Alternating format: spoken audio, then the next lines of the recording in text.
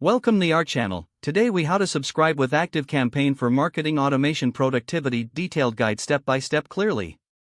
To get started with ActiveCampaign for your marketing automation, visit the ActiveCampaign website. Click on the sign up button to create a new account. Fill in your details to register, including your email address and a strong password. Once your account is created, log in to your ActiveCampaign dashboard. You will be welcomed by a quick tour of the platform. Feel free to follow along or skip. To set up your first subscription list, navigate to the Lists section on the left-hand menu. Click on the Add a List button. Provide a name for your list that reflects its purpose. Include a brief description to clarify the list's content and objectives. Specify the email address that will be displayed as the sender for communications.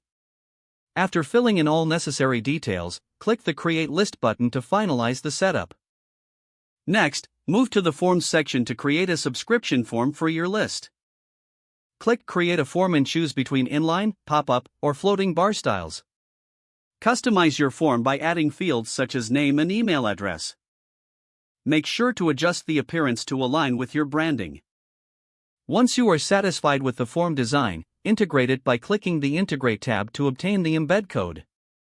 Now, navigate to your website or landing page where you want to place this form. Paste the embed code into the HTML of your site. To automate the follow-up, head to the Automations section. Click on Create an Automation and choose the Start from Scratch option. Now, add actions to your automation, such as sending a welcome email. Continue to build your automation sequence by including additional emails or tasks as needed. Once you have configured your automation, click Active to begin the process. As your list grows, consider segmenting it for more targeted marketing efforts. Regularly check your automation performance using the Reports feature.